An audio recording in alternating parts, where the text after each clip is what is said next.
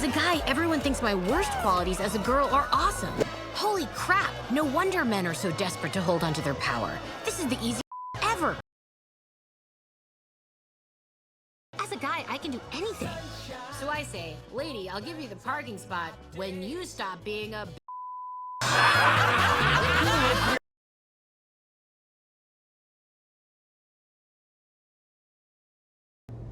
sheer fucking hubris.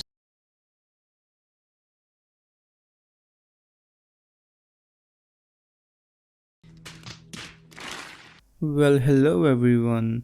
Another beautiful week and another set of Velma's episodes are here to slap us with the blessing of their existence. As you know that people like me are out there in the front lines watching and reviewing this show so that you and your children can sleep in peace at night. Well, you could show some respect for reviewers like me by tapping that like button. You lazy bums. God knows I need all the likes I can get. Anyway, so for this week I decided to review one episode per video, unlike my previous videos where I was reviewing 2 episodes at the same time, which takes way too much time and effort, and I have to work really hard to put these videos up as soon as the episodes are released. So this way it should be a little bit easier for me so I can upload the videos quicker, and the reviews for the 8th video should be up in about 2 days. So you can look out for that if you want. Now let's get on with this review. The episode starts with Velma's monologue. She says that now that her hallucinations have stopped, she can focus on finding her mom. The first thing that she needs to do is find out why her mom left the word jinkies written on a paper. She tries to find out what that word actually means in her mother's old manuscripts, and she thinks maybe it's a number plate of some car, and also there is a clown with the same name who has, and I cannot even use that word on YouTube, but let's just say that he self-sleeped himself forever. I mean, this show can use this so easily and even use it as a joke, but on YouTube you cannot even mention it in a word. I mean, it's insane, the man's censorship on YouTube. Also, Daphne keeps trying to contact Velma, but she is too engrossed on her mystery of finding her mom that she keeps ignoring her, like she's been ignoring for the last few episodes. Velma goes inside to find her mother. I'm just gonna call her stepmother because I'm not gonna call her dad's girlfriend every time. So yeah, she's on the ground with all the blood, and it would seem that the mystery murderer has struck yet again. And there is writing on the wall. The message says, "Come on, will you go to the Crystal Cave Folk Festival with me?" And then her stepmother spooks Velma and her father from behind. Apparently it is something called a folk puzzle for a folk festival. And her father explains to Velma that it's a festival kind of exactly like a prom night where everyone comes out to celebrate the spooky folk of the city and pick a folk king and queen.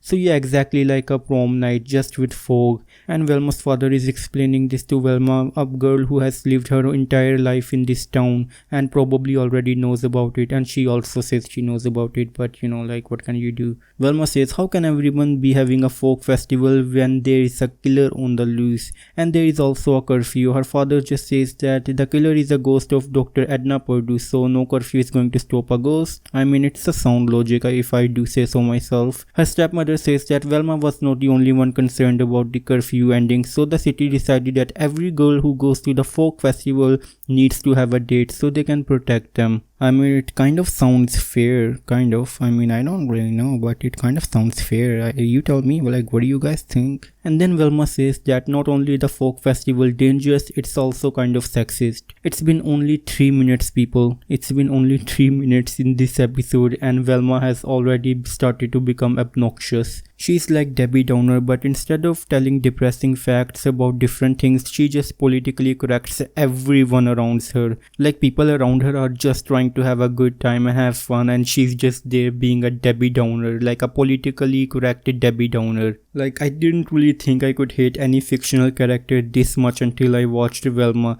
but maybe because I know at the back of my mind that there are real people in this real world just like Velma out there, and maybe behind this show, and maybe Velma is just an avatar for their own personality.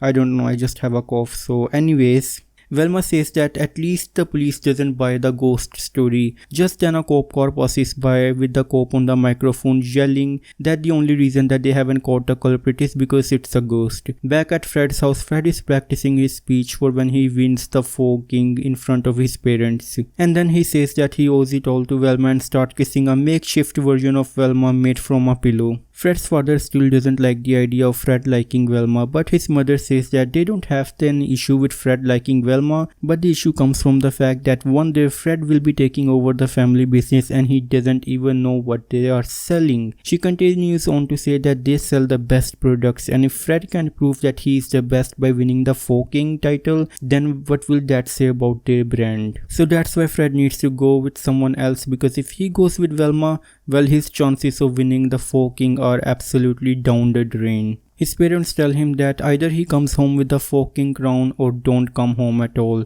And you know what, it's also kind of my theory that the main villains of this show might actually be Fred's parents. I mean, let's look at the facts.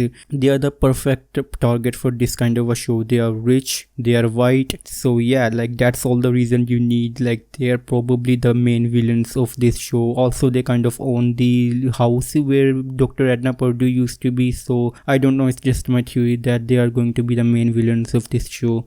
Anyways, at the school, Norville makes up with Gigi and she agrees to go to the folk festival with him. Velma goes after Norville and asks him why he's going to the folk festival. He says it's not because he believes in ghosts, it's because he wants to make up with Gigi, because in the last episode he ignored her by trying to be a badass, and then he says that Velma could also use the folk festival because when she was young she used to love the ghost festival. Then Velma goes to Daphne to presumably ask her to go to the festival with her, but Fred is there throwing money at Daphne to go with her. Velma assumes that Fred wants to go with her, but Fred very quickly corrects her that he still likes Velma but he wants to go to the festival with Daphne. Daphne agrees and they both walk away, leaving Velma sitting alone all by her lonesome self. Back at the house, Velma is still trying to figure out the mystery of the word Jinkies. Her parents leave Velma, and then from the window she sees Daphne all dressed up ready to go to the folk festival as well. She tries to call her but Daphne ignores her, just like Velma was ignoring her for the last few episodes. Then Velma starts reading her mother's manuscripts that she literally had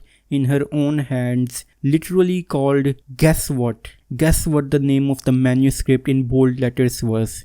Detective Jinkies. What an absolute great detective Velma is. Like, I really like how this show represents Velma as the brain of the crew. I mean, she only has 4 brain cells left and 3 of those brain cells are working on political correctness and the 1 cell is working on being extra obnoxious. So she starts reading the manuscript, and in that manuscript the detective holds the piece of paper in front of a light and the secret writing on that paper reveals itself. She does the same thing to the paper with the word Jinkies on it and a phone number is revealed. She calls the number and she hears noise and breathing sounds, then the call cuts. Velma actually makes a good deduction that the serial killer is at the folk festival because she heard the crowd and a roller coaster in the background, which is actually pretty cool, and credit where credit is due. At the folk festival, Norville and Gigi are coming out of the horse carriage, and in the distance you can see the same figure that Velma called staring at them with a knife in his hands. And because women cannot go to the folk festival alone, Velma decides to go dressed as a man. Velma is trying to find the serial killer at the folk festival and she's on top of her ride, so she has a good view of the entire festival.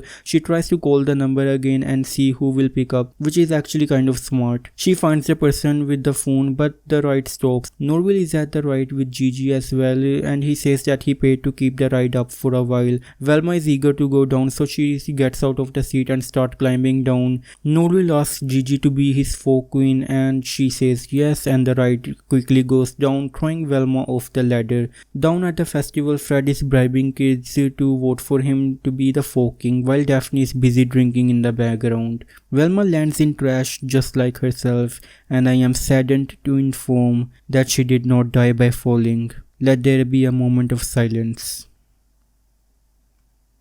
Okay, that's enough. Velma gets up and runs away trying to find the serial killer, and Daphne sees Velma and she doesn't recognize her because of the disguise, and she is immediately attracted to Velma dressed as a dude. Daphne goes after Velma and the serial killer was standing just behind Daphne. Velma tries calling the number but no one is picking up. She assumes that she scared away the serial killer, and the girls from Velma's school are also there, and when they see Velma they are immediately into Velma, but Velma leaves them. At the dance floor, Fred confronts Norville because he also wants to be a folk king, and they start fighting. Outside, Velma comes out of men's room because it's actually okay if she dresses up as a man and goes into men's room, but you can only imagine how things would be if the roles were reversed. So she comes out and Daphne grabs her arm and asks who she is. Velma says that she is Manny the Man Jonas. Daphne asks Velma to dance with her, then suddenly everyone starts cheering for Velma. Velma realizes that apparently she's great at being a guy, and all the habits that she was ridiculed as a girl makes her more likable when she's dressed like a guy. But I would beg to differ. I think if this was a reality, she would be much more ridiculed as a guy. I mean, do I have to mention about the fact about the woman who decided to dress up like a guy to see if men's life was easier than women?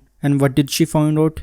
Exactly. She found out that men's life was much more harsher and colder. She had a lot of trouble dating, and men were simply not interested in conversation, and no one even wanted to listen to her. I mean, the difference was like day and night for her, and I hate when shows like this promotes the idea that men have it way easier than women just because they are men. I mean, I know that women have their own problems, but it's not like men are problem free. And I'm just speaking as a guy who's lived his entire life as a guy. The pressure is real to have a good job, to be good looking, to be told something that you can't even control, and obviously, and I don't even need to mention this, that dating for men is much harsher compared to women. So yeah, kind of a weird tangent there. Anyway, so all that aside, so Velma goes to the stage and starts saying as a man, because now that she's a man everyone will listen to her, that ghosts are not real, and suddenly everyone listens to her because she's a man, and her father in the crowd literally says that I believe you because you are a man, even though my daughter was telling me the same thing. I mean, is this show not the best comedy show out there? Velma tells the crowd that they should follow the curfew again tomorrow, but the crowd starts cheering for Manny to be the folk king. Fred and Norville are surprised, and Norville starts obsessing about what to do next, and Gigi just leaves him standing because she's not interested in being the folk queen. Then Velma starts imagining how easy men's lives are. Again, hate that. As a stand-up comedian and a terrible artist, and they apply for jobs much easier compared to women. This scene just absolutely killed me. It's like staring into the abyss. You think that this cannot get any worse than it is, then this show surprises you once again. Like, God, like all the other jokes in this show I could bear with them, but this was the joke that actually broke me, you know. Like, I hate it. I literally hate it when people say that men's lives are much easier. Like, no, like, you don't know, man. Like, you really don't. So Velma wins the forking, and Fred's parents are really furious with him because he didn't win. Then Daphne takes Velma outside. Daphne slips and Velma catches her, and they have a little bit of a romantic moment there. Then Daphne starts confiding in Velma as Manny the Man Jonas. She tells him about her real parents and says how Velma is neglecting her as a friend. Then Daphne says that she feels a strong connection with Manny, and Velma, almost about to reveal her identity, just says that she wants to kiss Daphne, and they start kissing. Fred shows up and he immediately recognizes Velma. He takes off her mustache. Daphne sees that it was Velma all along. She gets really angry and she leaves. Fred goes inside and reveals the identity of Velma and asks her to be the folk king.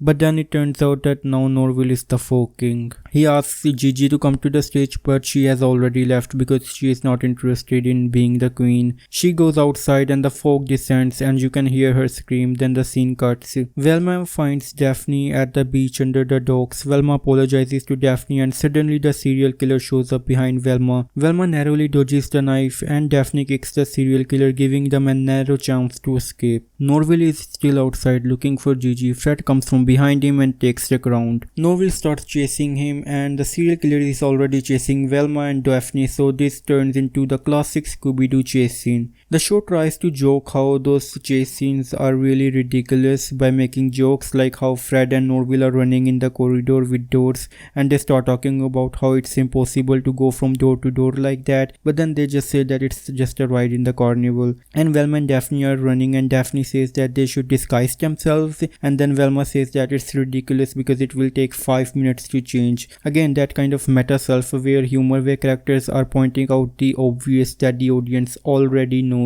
It doesn't mean that it's funny. Then the serial killer corners the gang and is about to attack, but the fog comes through and he disappears. Velma tries to call the serial killer's phone, but his phone is on top of Fred's head instead of a crown. Then Norville asks where Gigi is and then he immediately finds her standing near the horse carriage. Norville and Gigi makes up and Fred grabs the crown that Gigi threw in the trash. Velma and Daphne make up and Daphne reassures that now Velma has the serial killer's phone number and she can find him and her mother. And also at the end credit scene, Fred is abducted by the serial killer, if anyone cares. The last title of my video was that this cannot get any better, and that title cannot be more true right now because I just saw how terrible it can actually get. Like, I watched previous episodes and I didn't think that it could get any worse than that, and this episode absolutely proved to me how bad it can actually get. Like, I want to use curse words right now but they are banned on YouTube, but I really want to use a lot of curse words right now,